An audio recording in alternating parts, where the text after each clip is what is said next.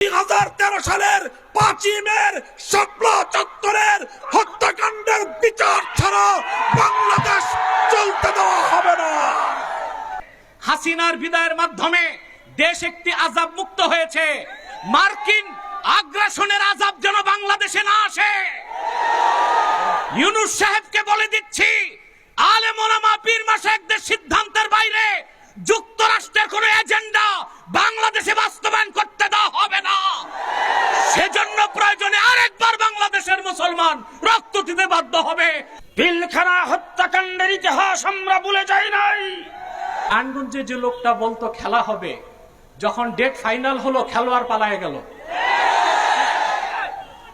সকল আত্মত্যাগ, সকল শহীদের রক্তের ইমানদারি রক্ষা করতে হবে, শহীদদের মর্যাদা রক্ষা করতে হবে, সকল হত্যাকাণ্ডের বিচার করতে হবে।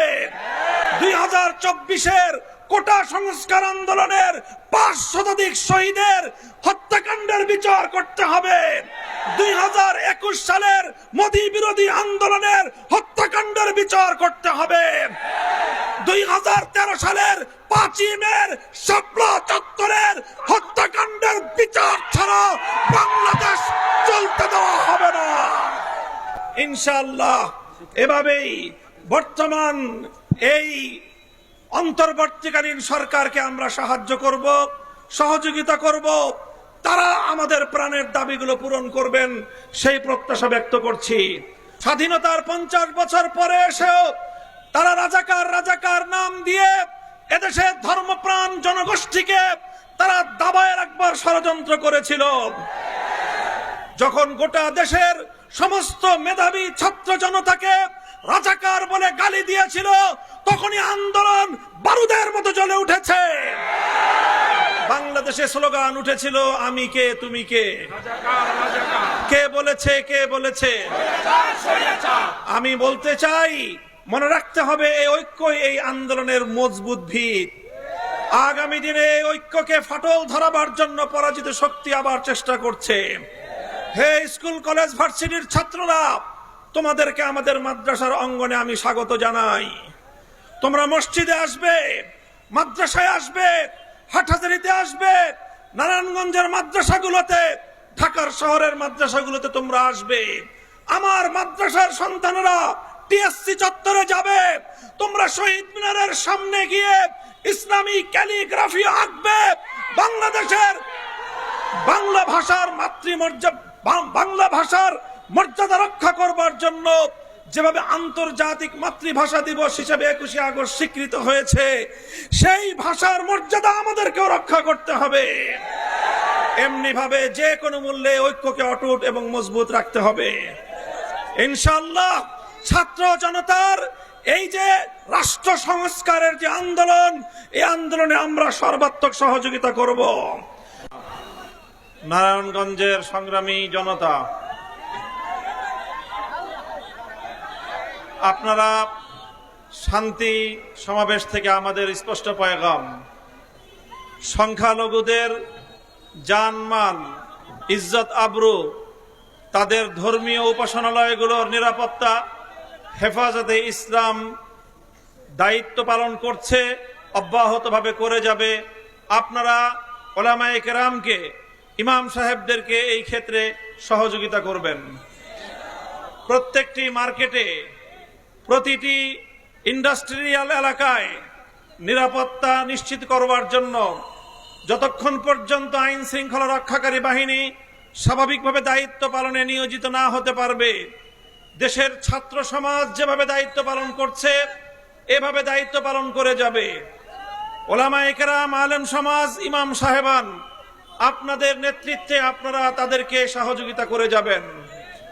আরেকটি পয়গাম আমি দিতে চাই, এই আগস্ট বিপ্লব, 5ই আগস্টের এই গণ অভ্যুত্থান, এটি রচিত হয়েছে এদেশের সর্বশ্রেণীর ছাত্র জনতার ঐক্যবদ্ধ এক মজবুত দৃঢ় ঐক্যের মাধ্যমে।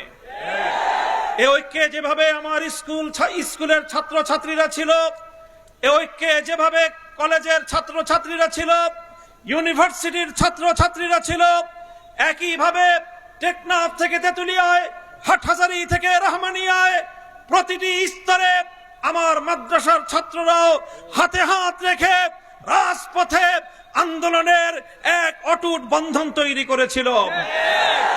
আজ তাই পরাজিত শক্তি চায় আবার আমাদের মধ্যে বিভেদের দেয়াল তৈরি করতে। বিগত পতিত স্বৈরশাহী আওয়ামী সরকার তারা 16 বছরের চেষ্টার মধ্য দিয়ে চেয়েছিল জাতির মধ্যে বিভেদ তৈরি করতে। আগামীকাল ঢাকায় বাইতুল মোকাররমের উত্তর গেটে হেফাজতে ইসলামের মহাসমাবেশে যোগদান করার আহ্বান জানাচ্ছি। যাবেন তো ইনশাআল্লাহ? 1971 সনে মুক্তিযুদ্ধ করে দেশ স্বাধীন হয়েছিল। পরিপূর্ণ স্বাধীনতা আমরা অর্জন করতে পারি নাই। গত 17 বছর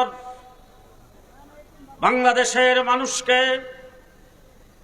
রক্তে রঞ্জিত করে, নির্যাতন করে, জগদ্দল পাথরের মতো আওয়ামী সরকার যে দুঃশাসন চালিয়েছিল, সেই দুঃশাসনের বিরুদ্ধে আমরা গত 15 বছর লড়াই করেছি। আজকে বাংলাদেশের সংখ্যালঘুদের মন্দির গির্জার পাহারা দিচ্ছেন কওমি মাদ্রাসার ছাত্ররা। সংগ্রামী সাথী ও বন্ধুগণ, বক্তব্য নেতৃবৃন্দ রাখবেন। আমি শেষ কথা বলে যাচ্ছি আপনাদের কাছে।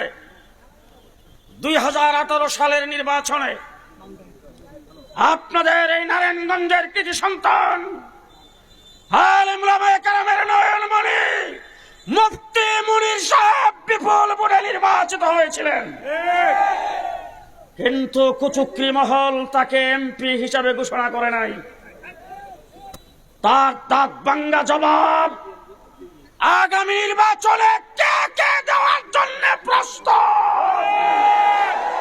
সংগ্রামী সাথী ও বন্ধুগণ, সংগ্রামী সাথী ও বন্ধুগণ, আগামীকাল বাইতুল মোকাররম উত্তর গেটে বিকাল 3টায়, কয়টায়, কবে কবে আগামীকাল আমাদের নায়েব আমির হযরত মাওলানা আব্দুল আওয়াল সাহেব, মাওলানা ফেরদাউসুর রহমান সহ নারায়ণগঞ্জের হেফাজত নেতৃবৃন্দ আগামীকাল এখান থেকে যাওয়ার জন্য যেভাবে প্রস্তুতি গ্রহণ করবেন, আপনারা কি যাওয়ার জন্য প্রস্তুত? নাসরুম মিনাল্লাহ ফাতহুন করিব আবাশশিরিল মুমিনিন। আসসালামু আলাইকুম। সংগ্রামী জনতা, এ পর্যায়ে আপনাদের সামনে বক্তব্য রাখবেন হযরতুল আল্লাম মুফতি এনায়েতুল্লাহ আব্বাসী পীর সাহেব জৌনপুর।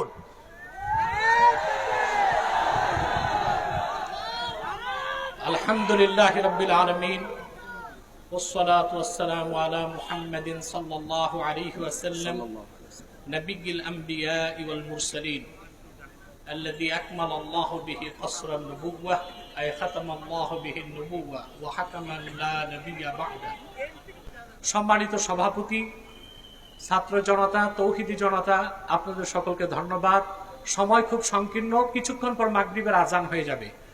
নারায়ণগঞ্জে যে লোকটা বলতো খেলা হবে, যখন ডেট ফাইনাল হলো খেলোয়াড় পালায়ে গেল। আমি আরেকটি কথা বলবো, শুধুমাত্র ছাত্র জনতার আন্দোলনে এই অভ্যুত্থান হয় নাই। সুদীর্ঘ 15 বছর হেফাজতের নেতৃবৃন্দ কারাবরণ করেছে।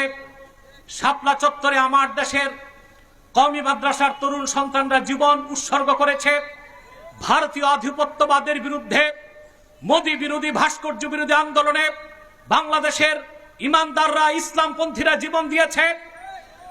সেই ক্ষোভ বিস্ফোরণের আকারে বহিঃপ্রকাশ ঘটেছে ছাত্র আন্দোলনের মাধ্যমে। অতএব আমি হেফাজত নেতৃবৃন্দ সহ সারা দেশের আলেমদেরকে বলবো, ভারতীয় আধিপত্যবাদ থেকে বাংলাদেশ মুক্ত হয়েছে। হাসিনার বিদায়ের মাধ্যমে দেশ একটি আযাব মুক্ত হয়েছে। মার্কিন আগ্রাসনের আযাব যেন বাংলাদেশে না আসে। ইউনূস সাহেবকে বলে দিচ্ছি, আলেম ওলামা পীর মাশায়েখদের সিদ্ধান্তের বাইরে যুক্তরাষ্ট্রের কোন এজেন্ডা বাংলাদেশে বাস্তবায়ন করতে দেওয়া হবে না। সেজন্য প্রয়োজনে আরেকবার বাংলাদেশের মুসলমান রক্ত দিতে বাধ্য হবে। ওয়া আখির দাওয়ানা আনিল হামদুলিল্লাহি রাব্বিল আলামিন ওয়াসসালামু আলাইকুম ওয়া রাহমাতুল্লাহ। এ পর্যায়ে বক্তব্য রাখবেন আজকের এই শান্তি সমাবেশের প্রধান অতিথি এদেশের লক্ষ কোটি তৌহিদি জনতা। 71-এর মুক্তিযুদ্ধের কথা বলছি, 2024-এর নয়। 71-এর মুক্তিযুদ্ধে এই দলটা নেতৃত্ব দিয়েছিল, এই জন্য অনেক মুরব্বীরা এই দল করতেন, নারায়ণগঞ্জের অনেক ব্যবসায়ীরা এই দল করতেন। অনেক মানুষ আছে যারা জোর জুলুম করে নাই, এমন অনেক মানুষ আছে তাদের নিরাপত্তার দায়িত্ব এদেশের আমাদের আলেম ওলামাদের। আমরা তাদের নিরাপত্তা নিশ্চিত করব। হেফাজত ইসলাম নিশ্চিত করছে, ইসলামী আন্দোলন বাংলাদেশ নিশ্চিত করছে। এক কথায় এদেশের ডানপন্থী যত মানুষ আছে তারা ওই আওয়ামী লীগের ভালো মানুষগুলার নিরাপত্তা নিশ্চিত করবে। কিন্তু যারা টেন্ডারবাজি করেছে, চাঁদাবাজি করেছে, সন্ত্রাসী করেছে, ওই কুলাঙ্গাদের ছাড় নাই, ছাড় নাই, ছাড় নাই। এমপি চাই। সংগ্রামী সাথী বন্ধুগণ, আমাদের মাঝে এসে উপস্থিত হয়েছেন খতিবে বাঙ্গাল আল্লামা জুনায়েদ আল হাবিব। নারায়ে তাকবীর। এই পর্যায়ে বক্তব্য রাখবেন, এই পর্যায়ে বক্তব্য রাখবেন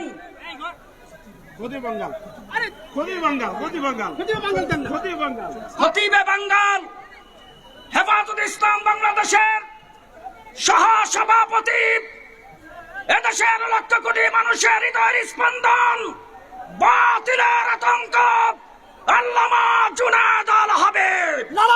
আল্লামা জুনায়েদ আল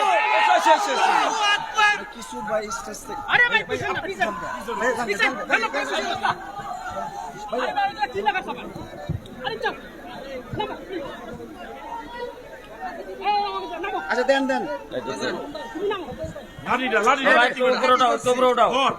আমি আছি পিছনে। এই পর্যায়ে সভাপতির বক্তব্য এবং দোয়া পরিচালনা করবেন।